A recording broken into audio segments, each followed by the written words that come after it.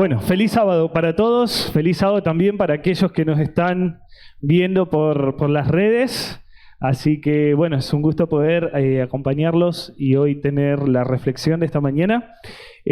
¿Cuánto es la primera vez que vienen a Olivos? ¿Puedo ver las manos? Bien, bienvenido, Meli, el pastor Mauricio, de paso lo presento. Él es el departamental de jóvenes de la misión, de toda la misión, así que bienvenido. Pastor, gracias por acompañarnos, también a Vito. Y también es la primera vez que Liam viene a Olivos, así que también le doy la bienvenida a Liam, que viene por primera vez, a mi hijito. Así que, bueno, contentos de podernos reencontrar todos juntos. Amigos, vamos a compartir estos minutos un tema que me pareció bastante interesante cuando lo repasaba y que está bueno que lo podamos compartir. Yo le voy a pedirle a Lucas que me pueda proyectar una imagen. No sé cuántos conocen esta historia, de paso se ha hecho hasta películas y documentales, es una historia verídica. Había allí una muchacha, una niña llamada Haqqani, ¿sí? Haqqani, la anterior. Bueno, esa está bien, esa está bien. Haqqani, su nombre significa sonrisa y pertenecía a una tribu llamada Suruwaka, ¿sí? En Brasil. En Brasil. Se consideraba este lugar de donde esta jovencita nacía muy peligrosa porque la tribu era bastante sanguinaria, ¿no? En sus prácticas. Incluso allá por el centro ahí de la Amazonía del Brasil, esta tribu estaba compuesta por 120 personas y con muy poco contacto al exterior, ¿no? O sea, esta tribu no tenía prácticamente ningún acercamiento con el resto de la población. Durante los primeros 2 años de vida, Haqqani se desarrolló normalmente como cualquier niño, ¿sí? Fue creciendo, todo normal, hasta que sus padres, luego de cumplir los 2 años, un poco más, le encontraron alguna particularidad diferente, porque no se sabía comunicar, ¿sí? Haqqani no podía andar como el resto de los niños. Entonces, una de las políticas de esta comunidad era que si verdaderamente no avanzaban los niños de acuerdo a su maduración, tenían que ser eliminados de la tribu. Entonces, dice que allí los padres, obviamente con todo el dolor del mundo, tuvieron que tomar la decisión de quitarle la vida.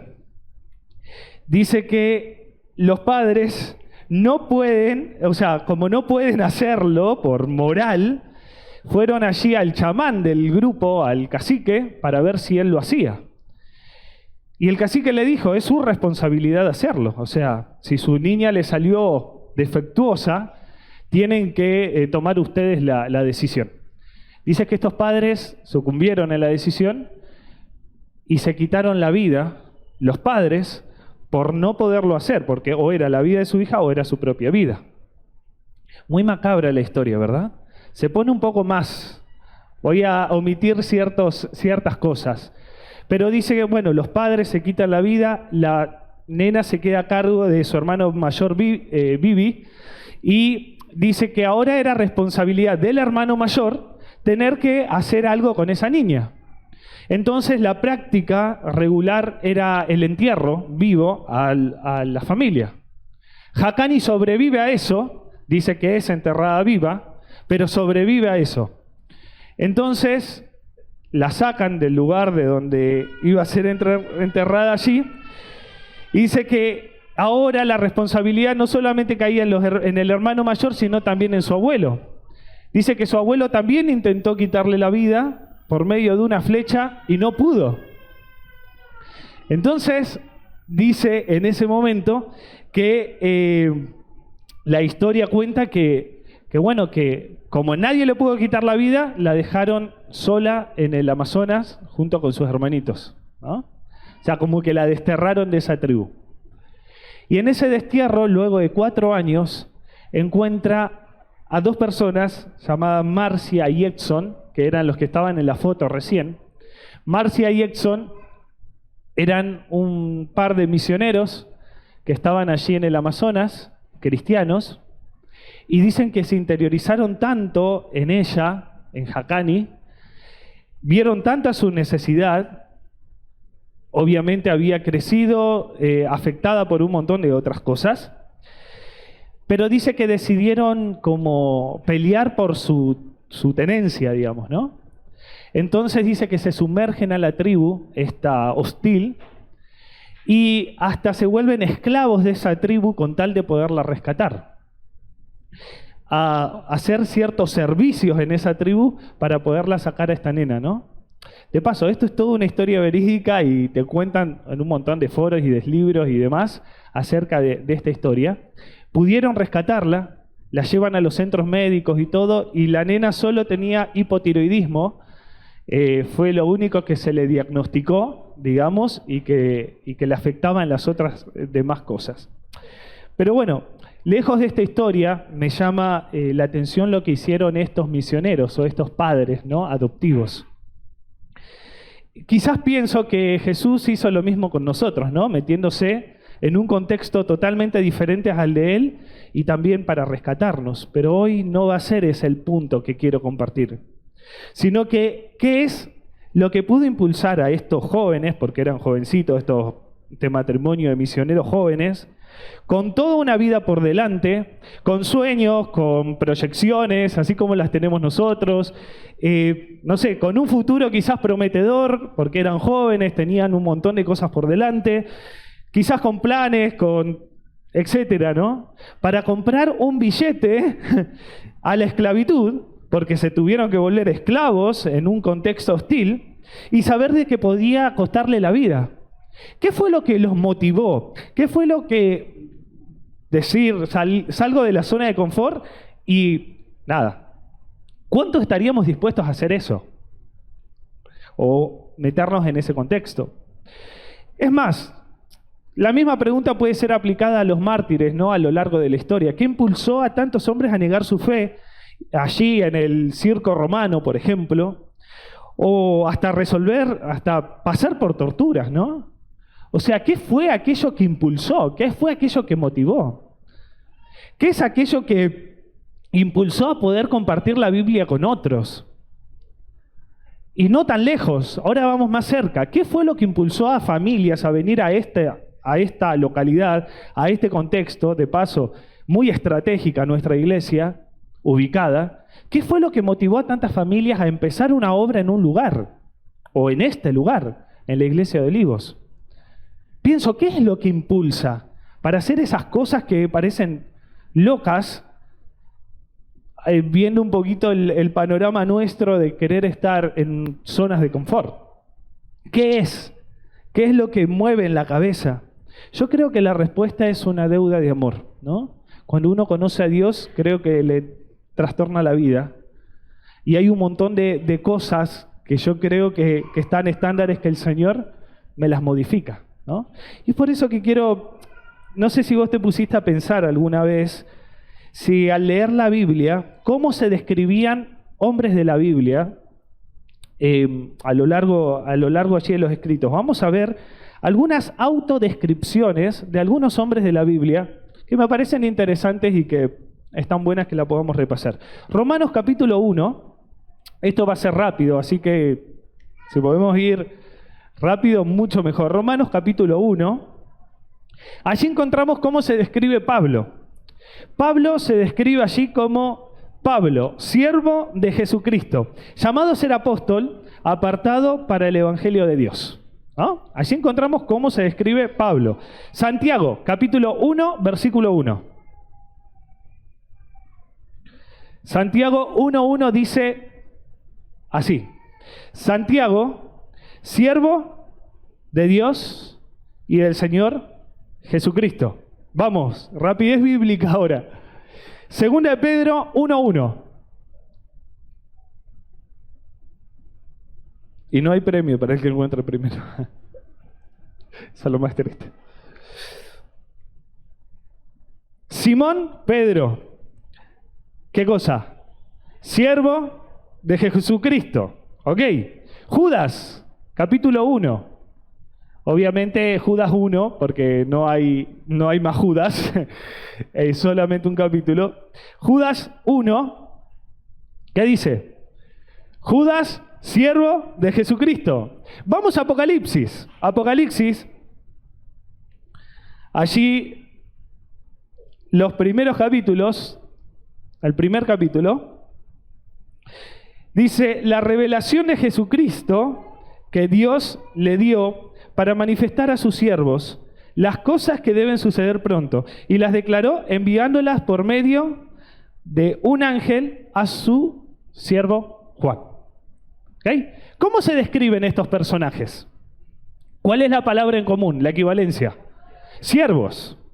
Siervos. O sea, Pablo, Santiago, Pedro, Juan, pudiendo describirse de alguna otra manera, ¿cómo te podrías haber descrito o cómo se podrían haber descrito ellos? Como líder, como ungido, como, no sé, maestro, como dirigente. Podrían haber, o sea, de otra manera.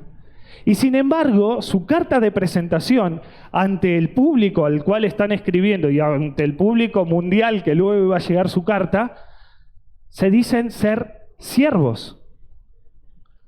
Ahora, es interesante porque quizás vos notaste algo diferente en tus versiones. Porque hay versiones que no dicen siervo, sino hay versiones que dicen esclavo. Esclavo. Y la palabra siervo encierra un secreto un poquito incómodo en la Biblia, ¿no? La palabra siervo es traducida del griego que significa doulos. ¿Okay? No hablo griego, no suelo hablar griego en casa. Lo único que me gusta es el yogur griego y nada más. Pero les tiro algunas cositas que vi por allí nomás. Doulos. En el griego existen al menos 5 palabras que perfectamente se podrían traducir como siervo. ¿Ok? Y dentro de esas traducciones se encuentra la palabra esclavo. Algunas traducciones incluso, para que la Biblia no sea utilizada para hacer apología a la esclavitud, decidieron mejor utilizar la palabra siervo. Entonces, hoy leemos en algunas traducciones como siervo. Entonces, Pedro, Santiago, Pablo, Juan, se describen como esclavos de Jesús. Si uno va puntual a la palabra, puede encontrar el yo soy esclavo de Jesús.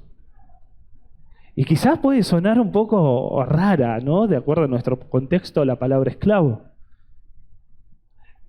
Yo recuerdo a mis hermanos, nosotros, como mencioné muchas veces, somos 5 hermanos varones, yo soy el mayor, las veces que le pedí a mi hermano cosas y él me dijo, ¿qué soy? Yo, tu esclavo. O sea, y está bien, uno se aprovechaba un poco, ¿no? Teniendo tanta variedad para poder elegir, ¿no? Pero quizás en nuestro contexto la palabra esclavo puede sonar un poco fuerte o quizás te remonta a la historia, ¿no? Pero en ese momento estos apóstoles se describen a sí mismos como esclavos, hombres comprados por Jesús, poseídos por Él, hombres que vivían sus vidas como si no le pertenecía, hombres, y sumamos mujeres acá, como si su dinero no les pertenece, como si su tiempo no les pertenece. Soy esclavo de Cristo.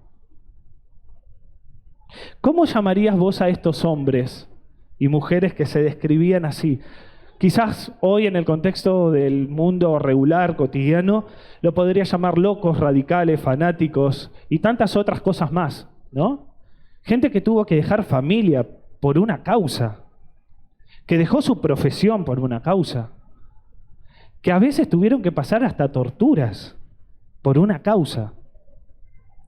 Pero quiero hoy que leamos juntos en esta reflexión un texto que está en la ley de Dios, en el Antiguo Testamento, y un texto que regulaba, o una forma que Dios dio a Israel para regular socialmente cómo debían tratarse a los esclavos en la antigüedad. Por eso quiero que vayamos a Deuteronomios capítulo 15, versículo 12 al 18. Allí Dios nos va a dejar algo que me parece que está bueno que en el contexto hoy en que estamos o en que vivimos nos lo podamos imaginar o pensar, ¿no?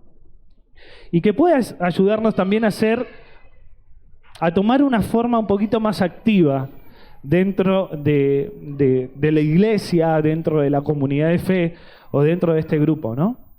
Deuteronomios capítulo 15, como dijimos recién, ahí Dios plantea la ley que regula el trato con esclavos, ¿ok? Y vamos a ampliar un poquito esto. Dice, si tu hermano hebreo, hombre o mujer, se vende a ti y te sirve 6 años, el 7º año lo vas a dejar libre. Y dice, y al darle libertad, no lo enviarás con las manos vacías. Lo vas a llenar de cosas libremente, le vas a dar de tus ovejas, de tu era y de tu lagar.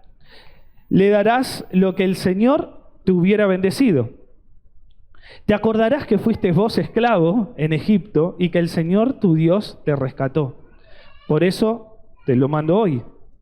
Y si Él te dijera, no quiero salir de tu casa porque te ama a ti y a tu casa y porque le va bien contigo, entonces tomarás un punzón, le hollarás su oreja junto a la puerta y será tu siervo para siempre. Así también harás con tu criada. No te parezca duro darle la libertad, porque al haberte servido 6 años, te valió por el salario de 2 jornaleros. Y el Señor, tu Dios, te bendecirá en todo cuanto hagas. Bastante extraña, ¿no? Esta forma o este sistema que Dios instaura en Israel. Pero vamos a algunos detalles. O sea, cuando un hebreo contraía una deuda con otro, de paso estamos estudiando sobre las deudas toda esta semana en la escuela sabática, menos mal que en la escuela sabática no me tocó este tema y que podemos ampliarlo, así que después, si quiere quedarse para la segunda parte, quédese en la escuela sabática, ¿okay? Entonces, si un hebreo contraía la deuda con otro hebreo, demasiado grande para poder solventarla o para poder pagarla, ese hebreo deudor podía venderse a esa persona como esclavo. O sea, que podía trabajar en el campo, que podía cultivar ovejas, que le podía limpiar la casa, que le podía cuidar a los bebés, etcétera, etcétera, etcétera. Qué bueno sería este sistema, ¿no? Dice algunos por ahí. Pero tenía un periodo de tiempo. ¿Y cuánto era el periodo de tiempo de servicio? 6 años. En el 7º año podían ocurrir 2 cosas. La primera era más común. La más común era que el hebreo deudor diga, bueno, ya está, cumplí mi deuda, te pagué todo, ya quedó libre. ¿Ok? Y en este concepto de libertad, y que ya había cumplido la deuda, él, que era el amo, le tenía que dar un montón de cosas. ¿Para qué? Para que se pueda insertar socialmente de vuelta. O sea, Dios en la Biblia tiene un concepto interesante, ¿no? De un gobierno más equitativo y incluso no de deudas interminables o a pagar, ¿no? Pero dice que además de pagarlas, el amo le regalaba todo esto para insertarlo en su nueva vida, pero esta ley tenía una excepción, que muy pocas veces ocurría. Esta ley tenía la excepción de que luego de los 6 años de servicio, el corazón del esclavo y el corazón de su amo trasciendan de una relación laboral. Que el corazón del esclavo y el corazón del amo se unan de tal forma a que el esclavo diga, ¿sabes qué? Me quiero quedar con vos para siempre. O sea, llegaba a un nivel tal de que el esclavo podía pensar, no te voy a dejar porque te amo tu casa, descubrí que ser un pequeño esclavo en tu casa es mejor que ser el dueño de mi propia vida. Llegaba un momento que el esclavo podía tener una relación tan estrecha con el amo que decía, ¿sabes qué? Me voy a quedar con vos para siempre. Y el amo allí hacía algún ritual interesante, que era un pacto de sangre, y era como que lo sellaba como dueño suyo. Ahora, obviamente, esto no está hablando de que el amo tenía que, no sé, lastimarlo y tantas otras cosas más. Al contrario, la ley no dice eso. La ley que Dios instituyó en este sistema de deudas, deudores y acreedores y demás, no significaba esto. Pero podía llegar a esa tal relación de que el esclavo tenga otro accionar que el común. De paso, en el año 50, en el jubileo, que se conoce, se liberaban incluso todos los esclavos, incluso aquel que quiso vivir en la casa de su amo. O sea, aquel que quiso agarrar y decir, bueno, nada, me quedo con vos. Luego de 50 años, en el año 49 ya empezaba todo a comunicarse, se perdonaba y se daba libertad a los esclavos, ¿no? Ahora, yo te pregunto y me pregunto, ¿te ha pasado alguna vez sentirte en deuda con Dios? ¿Sentirte que estás en deuda? ¿O no sentirte libre? Sí, a mí me pasó. No sentirte libre de alguna situación, de alguna cosa, o de algo que vos sabés que está en disonancia, que vos sabés que no cuadra, o sea, dentro de tu experiencia con Dios. ¿Te ha pasado alguna vez no sentirte libre y sentirte preso de alguna situación? Podría llegar a decir, Dios, me va bien con vos, no te voy a dejar jamás, porque me va bien. Podría llegar a decir, ya basta, Alex, de vivir para mí mismo, para mis propios sueños. Hoy soy consciente y siento que tengo que vivir de acuerdo a tus sueños y no a los míos. ¿Puedo llegar a decir eso hoy? ¿Podría desear vivir en la casa de mi amo para siempre? Y ¿saben qué? Esto no yo lo puedo decir desde acá, pero es algo íntimo entre el esclavo y el amo. Uno lo puede decir desde acá adelante y demás, o lo puede escuchar, pero esto es una experiencia personal entre vos y Dios.